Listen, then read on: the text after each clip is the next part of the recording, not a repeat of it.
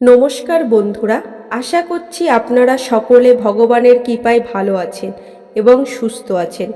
ধনতেরাসে সম্পদের আগমন, পুজো বিধি, বর্জিত কাজ এবং ধনসম্পত্তি পৌরাণিক তাৎপর্য নিয়ে আজকের ভিডিওতে আলোচনা করব। দীপাবলির শুভ উৎসব সূচনা হয় ধনতেরাস বা ত্রয়োদশী তিথি দিয়ে। কার্তিক মাসের কৃষ্ণপক্ষের ত্রয়োদশী তিথিতে পালিত এই দিনটি শুধু সম্পদ আরোহণের দিন নয়, এটি সুস্বাস্থ্য, দীর্ঘায়ুত্ব এবং সমৃদ্ধির প্রতীক। সংস্কৃত শব্দ ধন মানে সম্পদ এবং ত্রয়োদশী মানে চন্দ্রপঞ্জিকার ১৩তম দিন। এই দিন বিশেষভাবে ধনসম্পত্তির দেবী লক্ষ্মী এবং সুস্বাস্থ্যের দেবতা ধন্বন্তরীর পুজো করা হয়। বিশ্বাস করা হয় এই দিন কিছু বিশেষ জিনিস কিনলে এবং নির্দিষ্ট আচার অনুষ্ঠান পালন করলে গৃহে স্থায়ীভাবে লক্ষ্মী দেবীর আশীর্বাদ বর্ষণ করে। আজকের এই ভিডিওতে আমরা আলোচনা করব ধনতেরাস কবে পড়েছে এবং ধনতেরাসের শুভ সময় কখন, ধনতেরাসের দিন কোন জিনিসগুলো গৃহে আনা উচিত এবং কোন জিনিসগুলো করা একদমই উচিত নয়। তাহলে মা লক্ষ্মীর কৃপায় সারা বছর বর্ষিত হয়। ধনতেরাসের দিন কোন 5টি কাজ ভুলেও করা যাবে না, ধনতেরাসের পুজোর সহজ পদ্ধতি, পূজার সময়, কেনাকাটার শুভ সময় এবং ধনতেরাসের মহত্ব সম্পর্কে আজকের ভিডিওতে আমরা আলোচনা করব। তাই আজকের ভিডিওটি খুবই গুরুত্বপূর্ণ হতে চলেছে। মূল পর্বে যাওয়ার আগে আমরা সকল দর্শক বন্ধুদের একটা অনুরোধ থাকবে, দয়া করে ভিডিওটি সম্পূর্ণ মনোযোগ সহকারে দেখবেন। যদি ভালো লাগে তাহলে অবশ্যই একটি লাইক করবেন আর কমেন্টে ভক্তি ভরে লিখবেন হরে কৃষ্ণ। আমার চ্যানেলটিকে সাবস্ক্রাইব করে পাশে থাকা বেল আইকনটি অন করে রাখবেন। তো চলুন শুরু করা যাক আজকের আলোচনা। ধনতেরাস উৎসবের মূলে দুটি প্রধান পৌরাণিক কাহিনী এবং দুটি ভিন্ন দেবীর আরাধনা রয়েছে।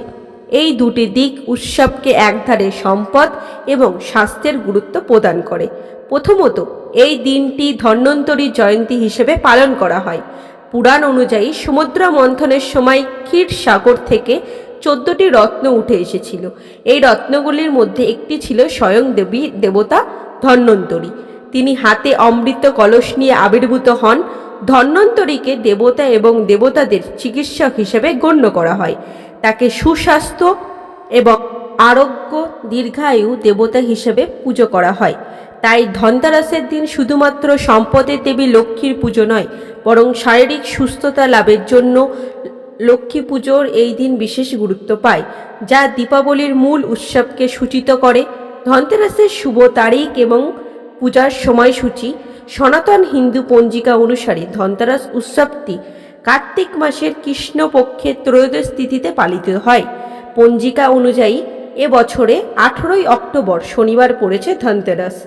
এই দিন ধনসম্পদের মা লক্ষ্মী, ধনসম্পদের দেবতা কুবের এবং ধন্বন্তরী পুজো করা হয়। এই তিথিতে ধনত্রয়োদশী ও ধন্বন্তরী জয়ন্তীও বলা হয়।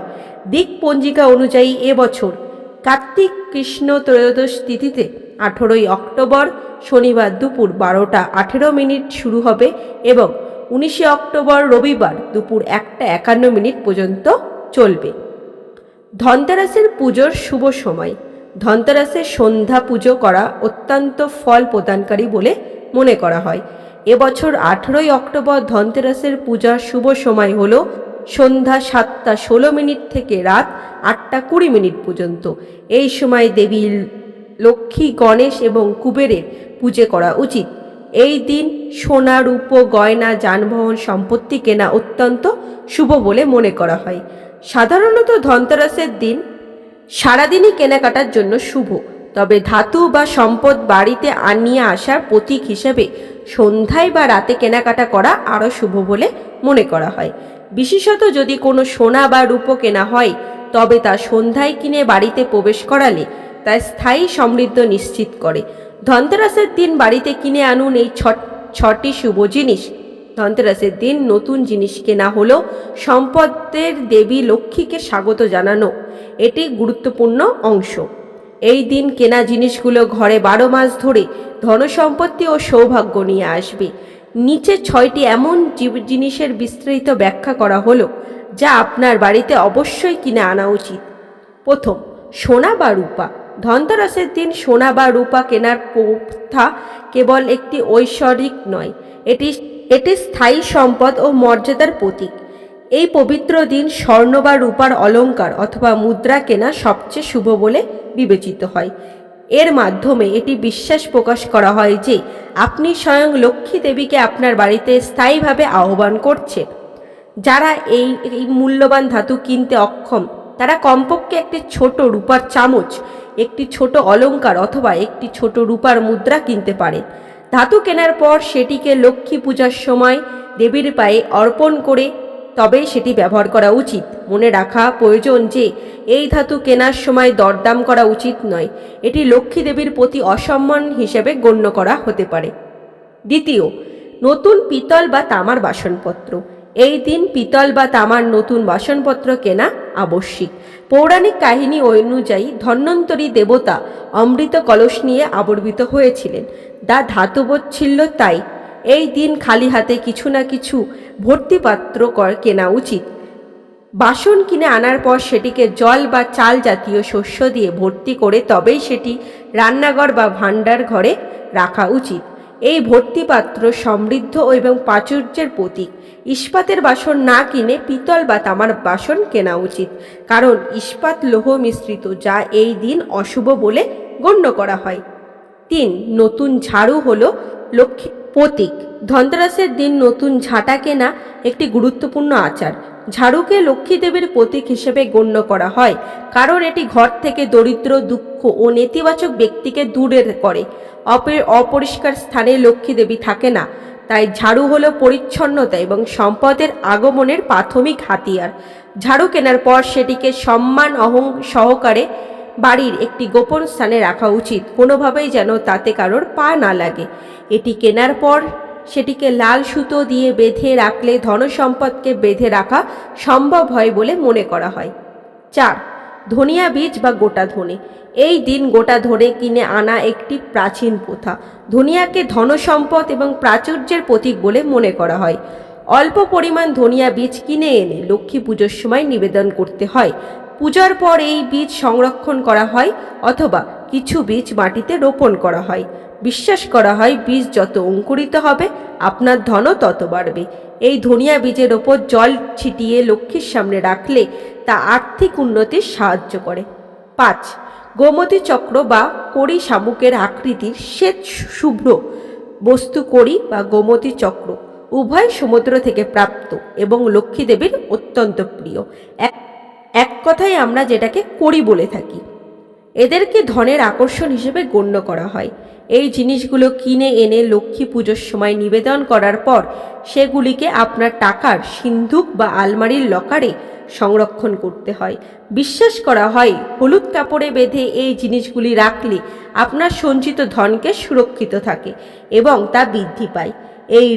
এটি ঋণ মুক্তি এবং অপ্রত্যাশিত আর্থিক লাভের জন্য খুব শুভ। 6, ব্যবসায়িক হিসাবের খাতা। ব্যবসায়ীদের জন্য এই দিনটি নতুন হিসাবের খাতা বা বই কেনার জন্য অত্যন্ত গুরুত্বপূর্ণ এবং শুভ। এই খাতা পুজোর সময় লক্ষ্মী দেবীর পায়ে নিবেদন করে তবেই তাতে নতুন হিসেব লেখা শুরু করা হয়। এই প্রথা বিশ্বাস স্থাপন করে যে দেবী লক্ষ্মী সেই ব্যবসায়িক লেনদেনের ওপর আশীর্বাদ দেবেন এবং তা লাভজনক হবে। ধনতেরাসের দিন ভুলেও করবেন না এই 5টি কাজ। ধনতেরাসের মতে এটি শুভ দিন। কিছু কাজকে কঠোরভাবে অশুভ বলে মনে করা হয়। এই কাজগুলি করলে ঘরের দারিদ্র, নেতিবাচক ব্যক্তি প্রবেশ করতে পারে এবং লক্ষ্মী দেবীর কৃপা থেকে বঞ্চিত হতে পারে। অর্থের লেনদেন বা ঋণ দেওয়া ও নেওয়া। ধনতেরাসের দিন টাকা লেনদেন করা বা আর্থিক আদান প্রদান করা উচিত নয়। এই দিন কাউকে অর্থ ধার দেওয়া মানে আপনার ধন সম্পদ অন্যের হাতে তুলে দেওয়া। একইভাবে কারোর কাছ থেকে ধার নেওয়া মানে আপনার বাড়িতে ঋণ বা অভাবকে আমন্ত্রণ জানানো। এই শুভ তিথিতে কেবল কেনাকাটা এবং পুজোয় মন দিন। যদি একান্তই কোনো আর্থিক লেনদেন বা ঋণ পরিশোধ করতে হয় তা ধনতেরাসের আগের দিন বা পরের দিন করা উচিত। 2, লোহা, অ্যালুমিনিয়াম এবং কাচের জিনিস কেনা। এই দিন লোহা, অ্যালুমিনিয়াম, কাচের জিনিস কেনা একদমই উচিত নয়।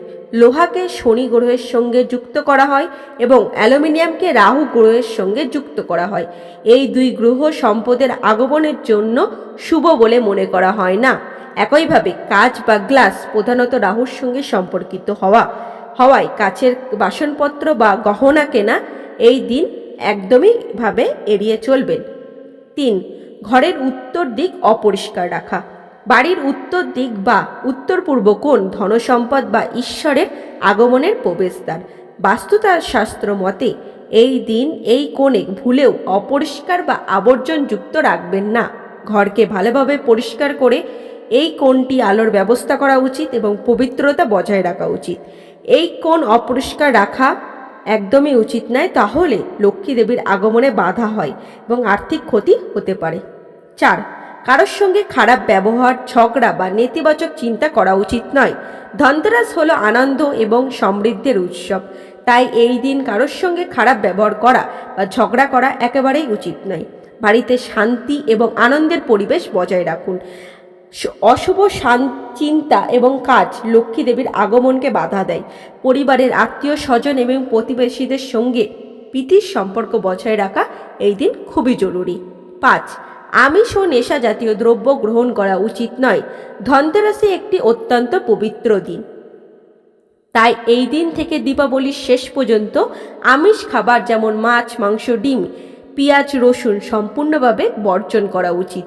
আমিষ খাদ্য যা পূজার পবিত্রতাকে নষ্ট করে।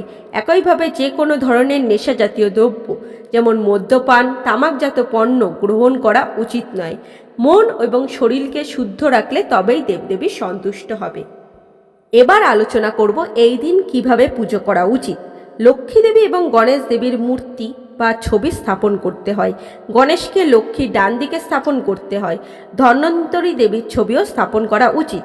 ধন্বন্তরী দেবীর ছবি স্থাপন করে তারপরে এবং বাকি দেবতাদেরও ছবি স্থাপন করুন। তারপরে ঘিয়ের প্রদীপ জ্বালিয়ে দিন। এই দিনে প্রদীপ জ্বালানোর জন্য একটি আলাদা ব্যবস্থা করুন। প্রদীপের আলো যেন সবসময় ওপরের দিকে থাকে, যা জ্ঞান এবং সমৃদ্ধির ঊর্ধ্বমুখী প্রবাহকে সূচিত করে। গণেশ দেবের এবং তারপর লক্ষ্মী দেবের পুজো করতে হবে। মন্ত্রপাঠের মাধ্যমে মূর্তিগুলোকে জল দিয়ে স্নান করিয়ে নতুন বস্ত্র ও অলংকার নিবেদন করুন। মূর্তিগুলোকে চন্দনের তিলক লাগান। লাল বা গোলাপি ফুল বা মালা দিয়ে দেবতাকে সাজান। কমলা ফুল লক্ষ্মী দেবীর খুব প্রিয়, তাই এটি অর্পণ করা খুব শুভ। সুগন্ধি ধূপ ও দীপ জ্বালিয়ে আরতি শুরু করুন। ভোগ হিসেবে লক্ষ্মী দেবীর প্রিয় বাতাসা, নারকেল নাড়ু, লাড্ডু এবং ফল নিবেদন করুন। এই দিন মিষ্টি, ক্ষীর নিবেদন করা বিশেষ শুভ। এই দিন কেনা সোনা, রূপা ও বাসনপত্র, কড়ি বা গোমতী চক্র লক্ষ্মী দেবীর সামনে রাখুন। ধনিয়া বীজ, অসামান্য চাল নিবেদনের আবশ্যক। এই সম্পদগুলো দেবীর আশীর্বাদ প্রাপ্ত হয় এবং পরে তা বাড়িতে আরও সম্পদে আকর্ষণ করে। পুজোর সময় নিষ্ঠার সঙ্গে মন্ত্র জপ করা উচিত। প্রথম, গণেশ মন্ত্র। প্রথমে ওম গণপতায়ে নমঃ মন্ত্রটি জপ করুন। দ্বিতীয়, লক্ষ্মী মন্ত্র। ওম মহালক্ষ্মী নমো নমঃ মন্ত্রটি 108 বার জপ করুন। 3, কুবের মন্ত্র। সম্ভব হলে ওম কুবেরায় নমঃ মন্ত্রটি জপ করুন। এই মন্ত্রটি জপ করলে সঞ্চিত অর্থের বৃদ্ধি ঘটে। 4, ধন্বন্তরী মন্ত্র। সুস্বাস্থ্যের জন্য ওম নমো ভগবতে বাসুদেবায় ধন্বন্তরী অমৃত কলসহ হস্তায়ে সর্বময় বিনাশ্র তৈলকনাথ শ্রী বৈষ্ণব নমঃ এই মন্ত্রটি জপ করা উচিত। শেষে লক্ষ্মী দেবীর আরতি করুন এবং আপনার ভুল ত্রুটির জন্য ক্ষমা চেয়ে ধনসম্পত্তি এবং সৌভাগ্য কামনা করুন। ধনলাভের বিশেষ টোটকা এবং লোক আচরণ করুন। ধনতেরাসের রাতে বা দিনে বেশ কিছু লোক আচার বা টোটকা পালন করা হয়, যা অলৌকিকভাবে ধনসম্পত্তিকে আকর্ষণ করতে পারে বলে বিশ্বাস করা হয়। প্রথম, ত্রয়োদশ প্রদীপের আলোকসজ্জা। ধনতেরাসের রাতে একটি বিশেষ রীতি হলো 13টি প্রদীপ জ্বালানো। এই প্রদীপগুলি বাড়ির বিভিন্ন স্থানে রাখা হয়, যেমন তুলসী মঞ্চ, জল রাখার স্থান, ভাড়ার ঘর, রান্নাঘর ও প্রবেশদ্বার। এই আলোকসজ্জা নেতিবাচক শক্তিকে দূরে করে এবং শুভ শক্তিকে আমন্ত্রণ জানায়। ধনতেরাসের দিনটিকে যম ত্রয়োদশীও বলা হয়। এই দিন অকাল মৃত্যুকে এড়ানোর জন্য বাড়িতে প্রধান প্রবেশদ্বারের বাইরে একটি বড় প্রদীপ জ্বালানো হয়। এই প্রদীপটি দক্ষিণ মুখে রাখতে হয় এবং একটি যমরাজের উদ্দেশ্যে নিবেদন করা হয়। বাড়ির একজন সদস্য এটি জ্বালান। এটি পরিবারকে অকাল মৃত্যুর হাত থেকে রক্ষা করবে। এই দিন আপনার টাকার সিন্দুক বা লকার ভালোভাবে পরিষ্কার পরিচ্ছন্ন করুন। এটিকে ফুল এবং চন্দন দিয়ে ভরিয়ে ফেলুন। লক্ষ্মীর পুজোর পর ওই লকারে অল্প ধনিয়া বীজ এবং কয়েকটি কড়ি, একাধিক রূপার মুদ্রা এবং সামান্য চাল রেখে দিন। এছাড়াও আপনার মানি ব্যাগে এবং পার্সে একটি ছোট কুড়ি এবং গোমতী চক্র রাখলে তা আর্থিক প্রবাহ বজায় রাখতে সাহায্য করে। বাড়ির প্রধান প্রবেশদ্বারে স্বস্তিক চিহ্ন আঁকা এবং লক্ষ্মী দেবীর পদচিহ্ন ভেতর দিকে মুখ করে আঁকা খুব শুভ। এটি দেবী লক্ষ্মীকে আপনার বাড়িতে স্বাগত জানানোর প্রতীক হিসেবে কাজ করে। প্রবেশদ্বারের রঙ্গোলি তৈরি করাও খুব শুভ, যা দেবীকে স্বাগত জানানোয় ব্যাহত হন। ধনতেরাসের মতো শুভ দিনে গরিব এবং অভাবী মানুষকে খাবার বা নতুন বস্ত্র দান করা অত্যন্ত শুভ। দান করলে পুণ্য লাভ হয় এবং দেবী লক্ষ্মী সন্তুষ্ট হয়। মনে রাখবেন, দান করার সময় আপনার মনোভাব যেন সম্পূর্ণরূপে নিঃস্বার্থ এবং সেবামূলক হয়। নিজের সামর্থ্য অনুযায়ী দান করলে তা ধনসম্পত্তি বৃদ্ধি করে। ধনতেরাস উৎসবটি কেবল একদিনের আচরণ নয়, এটি আমাদের জীবনের সম্পদ, সুস্বাস্থ্য এবং আধ্যাত্মিক উন্নতির প্রতীক। আপনার জীবনে আলো, আনন্দ, সমৃদ্ধ চিরস্থায়ী হোক। এই ভিডিওটি যদি ভালো লেগে থাকে, চ্যানেলটিকে থেকে উপকৃত হন, তবে চ্যানেলটিকে সাবস্ক্রাইব করুন, লাইক করুন, শেয়ার করুন, বন্ধুদের কাছে পাঠিয়ে দিন আমার এই ভিডিওটি। তাদের জীবনেও যাতে ধনসম্পত্তিতে ভরে ওঠে। ভিডিওটি দেখার জন্য আপনাকে জানাই অসংখ্য ধন্যবাদ। হরে কৃষ্ণ।